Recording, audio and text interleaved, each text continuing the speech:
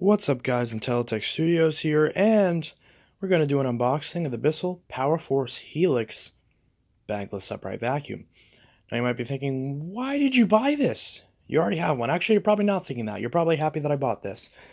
Because a lot of people are really wanting me to buy these, even though this is the exact same thing as pretty much everything else.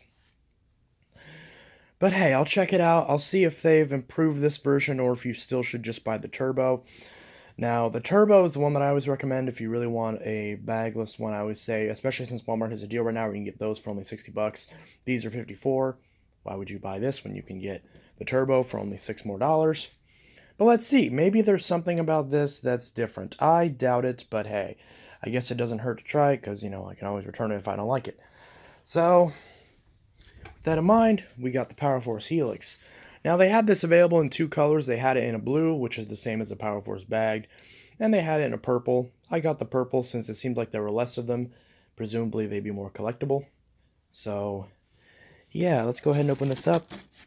This tape is really thin, and a lot of the boxes that were on the shelf already had the tape broken by some. I don't know why this isn't. Already had the tape broken in some way. So I don't know if that's just because the tape, I don't know if that's just because the tape is so cheap, or if that's because people were actually opening this. But opening this with one hand is definitely a interesting task. It is not exactly ideal, but we got it open.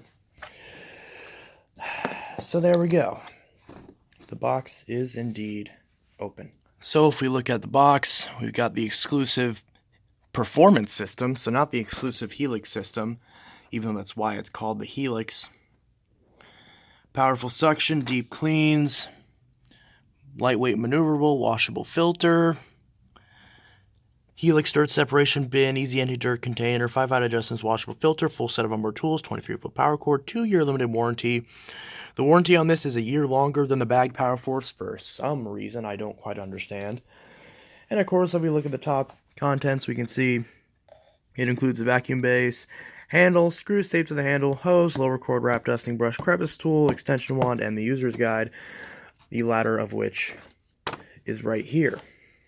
This is the PowerForce Helix Vacuum 2191 series, and it looks like, did they change the hose on this? Because that was my biggest complaint with the 1700 model, and a big reason why I constantly say to buy the Turbo. Maybe they've changed it though. This little thing looks like it fell out of its spot in the box, which is supposed to be right there. So this is the lower cord hook. So we got that. We got the lovely purple dusting brush. Very nice. Very nice and purple. Got some little cardboard carton thing here. Here we have the handle. Nice and new smelling. So we got that. We got the hose. And they did the same thing with the PowerForce too. So I guess this is by design. They stick the plug inside of the end of the hose, presumably to keep it from scratching things during shipping, which is actually a smart thing. Here's the extension wand and crevice tool, which for some reason is crevice tool stuck on in that direction and not in the other direction. See that? We got the hose, and I'm disappointed. Yep, so this is the super tight, stupid hose, which looks like it'll stick out from the side of the vacuum, just like it did on the 1700 model. So it looks like they have not changed that, even though the display unit in the store actually has this curved, which was kind of the reason why I got it, because I thought they had fixed that issue. But the actual one in the box looks like they never fixed the issue, or they went back to that style hose for some reason. I don't know, maybe it was clogging easier, I don't know. Now we slide the vacuum out, and it's light enough to where we can do such a thing.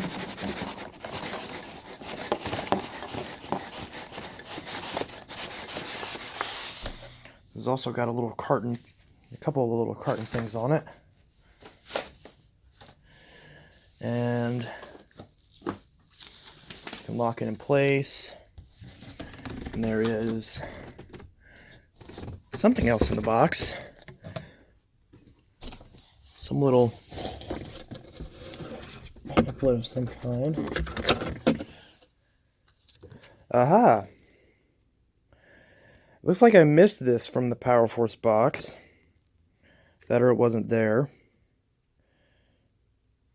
Which is interesting. So I guess this was in the PowerForce box, but I guess I must have missed it. But yeah, so it's some type of registration card. Although this is kind of pointless because you can just do the same thing on the website, which I will do, as I do with all my other Bissell machines. I've got about 2,000 rewards points from how many Bissell vacuums I've had over the years. But yeah, so that's the box. Then on this side of the box, we got the same selling points. Also says edge-to-edge cleaning, which I don't really know if I buy that. But yeah. So there it is. So now, because there are plenty of videos unboxing this, but a lot of them don't really put it together properly, I'm going to show how to actually put this together properly. So get this little bit out of the way. So first off, this purple color I actually kind of like. I did not expect to like this. Normally I'm a fan of blue, especially like the turquoisey color that's on the regular PowerForce Helix, but in hindsight, I'm glad I got this purple one. I actually really like this purple. It's like a nice little dark purple, and I'm definitely a fan of it. But yeah, plus I figured this one would be a little bit more collectible anyway, since it's not the standard color. But yeah, so here is the information. This is the 2191U model. So again, I'm glad I got this because this one has a special color on it. And I'll be sure to not upload this video till after I've registered it, so you guys don't try to take my information and get my rewards points. So, but yeah, so here's the cable. And here's the cord, the end of the cord anyways.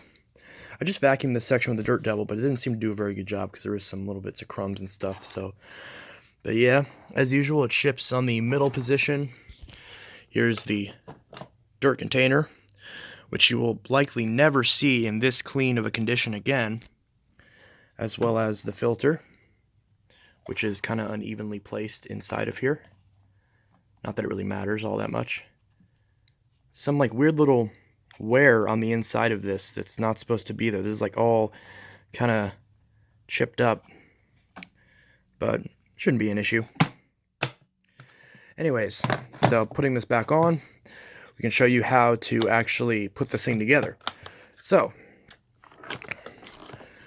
to put this together, first thing you do is you got to take the handle out of the wrapping, just like that, and hopefully not scratch it.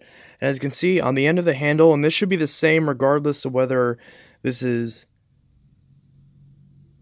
the standard Helix or the turbo. The only difference between it and the turbo is the hose is a bit different, and then you also have a turbo brush section on the handle, and you would put the turbo brush on that section on the handle. But besides that, the process is the same. So we got this one little tiny bag full of screws. So we just pull this off, just like that. And then we just got to open this up. So once we tear this bag open, it just tears open super easily. You got two little screws right here. And then you just take this handle, and obviously facing this direction, so all the grooves line up and the handle faces towards the back. Same with the hooks and everything. You just slide it onto the top of the machine. And then you can see the two screw holes right here. You can see those two screw holes. So it's pretty self-explanatory. You just take each screw and you stick it in each of the screw holes on either side of the vacuum. And then you take just a standard Phillips head screwdriver and just screw the screws down. Now it's a little bit difficult to do since you're kind of going, against the side of the vacuum. So you're going to have to angle your screwdriver a little bit, and to get them in the rest of the way, you're going to have to tighten it a little bit. But yeah, so I'm going to tighten it a little bit loosely, or not loosely, I'm going to tighten pretty decently tight. But you want to make sure to put them in all the way, because the handle will just straight up fall off. As you can see right there, that screw is going in just fine.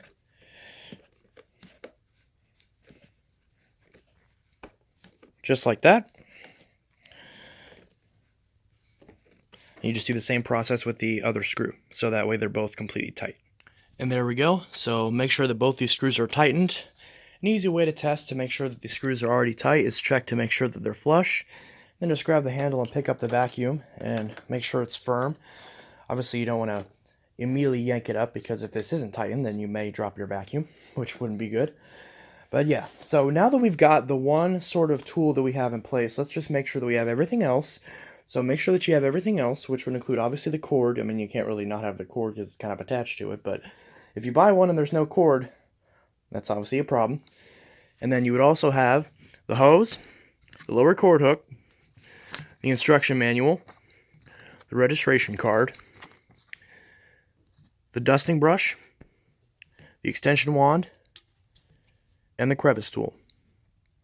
And if you have a turbo variant, then in the case of having the turbo variant, then you would also have a turbo brush, and you would have a mount on the handle that you could then just simply slide the turbo brush into, and you would do that right now if you have the turbo variant. So next, we're going to just go ahead and wrap up the cord, since, you know, the cord winders are on. So we will need to first install the lower cord hook, which the way that this installs is there's a little notch right here that you actually get from installing it this way. So you put it in. Basically, you can see it's supposed to look like this, so turn it this way and then put it in, and it should be completely flush. You can see right now it's completely flush with the assembly, and then just turn it counterclockwise until it snaps into place.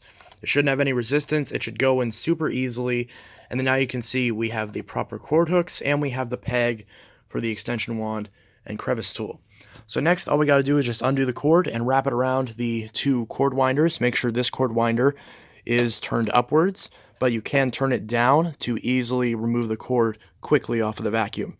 If you have a rewind variant of this vacuum, then you would have the cord probably inside the actual cord rewind mechanism, or if it's unwound, you would just press the button that's marked to rewind up the cord and wind up the cord. And then of course to actually unwind the cord, you would pull the cord out, and it would have a couple notches on each of the cord, I believe with yellow and red, so that way you know when you are able to pull out the cord and when you should stop it, stop from pulling out the cord anymore to avoid damaging the mechanism.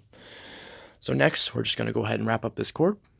And right now we can see that the cord is wound up. It seems like the best way to wind it is to go straight from the cord exiter. That's not the right word. Where the cord enters the outside of the vacuum. It seems best to just go straight from that underneath and then start winding it from there. So that way it doesn't interfere with the hose or anything. So it seems like that's the best way to do it. Although you could also just go straight up and then wind it again. You can do it pretty much either way you want. Free country. Do whatever you want. So, and again, also make sure that the cord doesn't bunch around one side of this, because sometimes it will wrap around one side and then it'll be over it, like overlapping it on one side. So just make sure that it's all, that you can completely see this piece without anything obstructing it, and you have the cord wound up properly.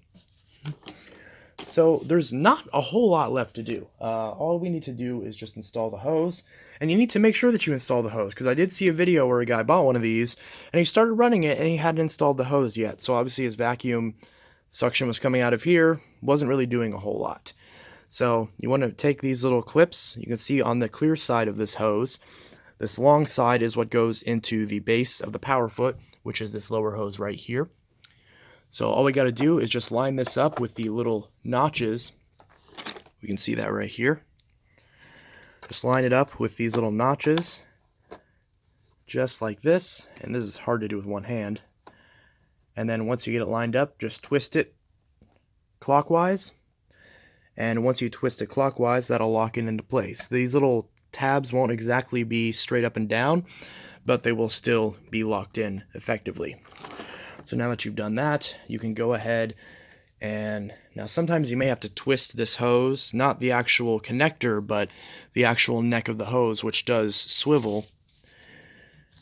And then from this point, and again, this is a really stiff hose, so this is kind of hard to do, but you take the bottom of this hose and you just attach it to the power foot. It's friction fit, so you just kind of push it in until you feel like it has a firm connection, and Right now I'm going to twist this so that way this hose actually arcs properly. And same story with this side, just so that way it doesn't fight. And then you can take it and clip it to the hose clip up above here. Just like that. So now the hose is installed properly, as we can see right here. So then the only thing left to do is install the tools. Again, if your model has a turbo brush, the turbo brush goes in a slot on the handle right here. And in the case of the other tools, you want to take the extension wand and the crevice tool, and you want to actually put them in like this. I've seen some people put it like this and then try to snap this on, and while this does kind of work, it's not snapped in all the way. So this gets in the way of your cord winder and it doesn't snap in all the way, and you risk this falling off. So to make sure that you're doing this properly, you take the crevice tool and you actually turn it upside down and you slide it into the extension wand and clip it in just like that. That way this doesn't stick out, and you can take the bottom of the extension wand, slide it on the cam or on the little peg, and then you can take the wand and snap it all the way onto the back of the machine. So that way you have both of the attachments nestled, and you still have enough space here for your cord hook to flip downwards if you want to quickly release your cord. So that's how you properly put that on. And then finally you have the dusting brush, which the box recommends that you put it on like this. That's kind of the way that it's designed to go. But you could also put it this way if you wanted to as well, which this is the way that I prefer it. So the direction, I should say, that's the direction that I prefer to have it on the vacuum. So that's the way that I'm going to do. And just push it down until it's flush with the bottom of this tool holster. And there you go. That is how you fully assemble your Bissell PowerForce Helix upright vacuum cleaner. And again, this process is identical for any of the newer bagless PowerForce series vacuums, whether it's the PowerForce Helix Turbo, or PowerForce Helix Turbo Rewind. And I believe there is also now a PowerForce Helix Pet variant or something to that effect. But if it has this same sort of body style design, then the process is identical, minus maybe a cord wind here or there, or an extra attachment here or there. So yeah, that's how you completely put together properly your Bissell PowerForce Helix bagless upright vacuum cleaner. I hope you guys enjoyed this video. This is IntelliTech Studio. Sorry, I cannot talk today. This is IntelliTech Studios signing out, and I will see you guys in the next video. Peace.